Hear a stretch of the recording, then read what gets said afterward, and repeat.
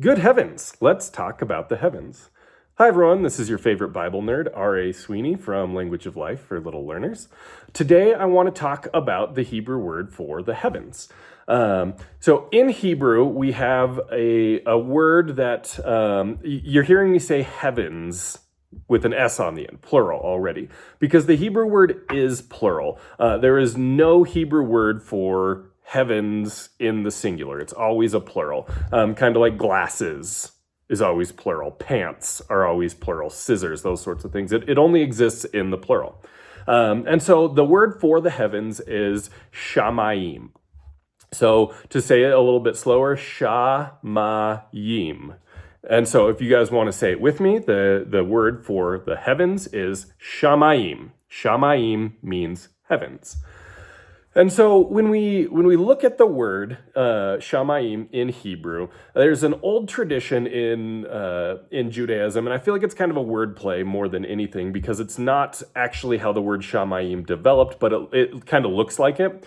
So they have this sort of the way you remember it is it looks like you've smushed two Hebrew words together. You've got Sham on the beginning and Mayim on the end kind of mashed together. So Sham is the word there, like over there, that thing there, I'm going there, that sort of thing. It's there. And then Mayim means water or waters. So smooshing them together, it looks like it's saying the waters there. So like pointing up into the sky, it's those waters, not these waters, which does fit with the way that the Genesis 1 account progresses because it talks about separating the waters up there and the waters down here. It doesn't say exactly here and there because, what's the perspective that is being told from? From our perspective, it's up there and down there. From God's perspective, it's down there and up here. But you do get that separation of up and down waters. And so from our vantage point, it's the waters there. Again, that's not how the word develops linguistically. I'm not trying to say that heavens is derived from the root word for waters. It's not, but it kind of looks like it. And so it's just an easy way to remember it's the waters up there. And so, like I mentioned, in the creation narrative, we see God makes this space by separating the waters above and below. And the space is referred to as the heavens now. And we typically translate that, at least in a lot of newer translations in the last, couple decades, we tend to call it the sky. We don't really call that the heavens because I think people are getting confused because there's a couple different ways heavens gets used, but it's that word, Shamayim, is what's in between the up there space and the down here space, what we would call the sky. And we see that all over the place, like birds fly across the face of the sky. It's the space for flying animals. You've got flyers of the heavens. And so that's one way that it gets used. The other way that it gets used is really talking about like God's space into this more like spiritual realm. So we're told by the Bible that God's spirit, that there's a bunch of spirits flying around doing their stuff in the heavens. And so in a way, I think we're supposed to see like there's the heavens, which is like where the birds and stuff live, but then there's this other reality that is a more spiritual place, and that's where God lives.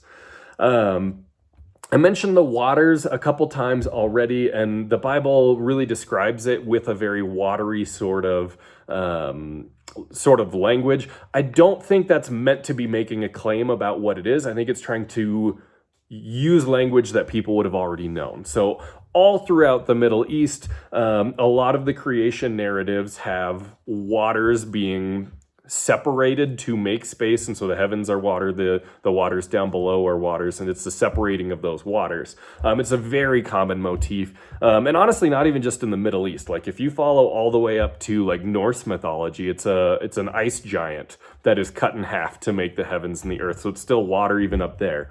So it's a very common notion from those ancient mythologies, and I think God was just saying like, hey, you know how you think that there's waters up there? Let's just call that the sky. Or the heavens. Again, not to say that that's what it is. I think it's just using that vocabulary. And you see the same thing in Greek. So in the New Testament, the word for the heavens is uranos, which Greek is coming from a non-biblical context. The language is not developed around the Bible story. It's developed around Greek mythology. And in Greek mythology, there's a god of the skies named Uranos. And so they just call, like the Greeks called up there is Uranos. That's the guy. He's the one that's up there. He is the heavens. As opposed to like Gaia being Mother Earth down below in their mythology. And so when the Greek language was used in the Bible, whether it's the New Testament or translating the Old Testament into Greek, they just used the word for him because that's just what everybody called it. It's not to say we believe that there is this deity named Uranos up there. It's just saying that's the language we're using. We're just going to go with it. What you call Uranos, that's what I'm talking about. And so that's going to be really important as we dive into more vocabulary, is to say, like, what is the Bible trying to say something actually is, and what is the Bible saying, well, you know how you guys already think this, like, let's just run with that and use that vocabulary to meet you where you are. God is all about meeting people where they are, using their understanding to try to help grow their understanding. And so I think that's what's going on there. And we actually have a planet named after Uranos. We translate it as Uranus into English, but it's Uranos, the sky deity, is that planet, and it's a blue planet that looks like the sky color and whatnot. So that's interesting.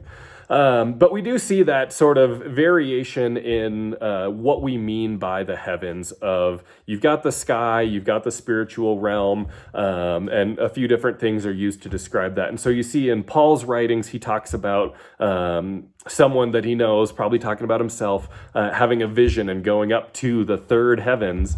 I think that's what he's saying. Like, not just, I wasn't just floating on a cloud up in the sky. Like, I was up past that into, God's sort of space is what he's referring to there.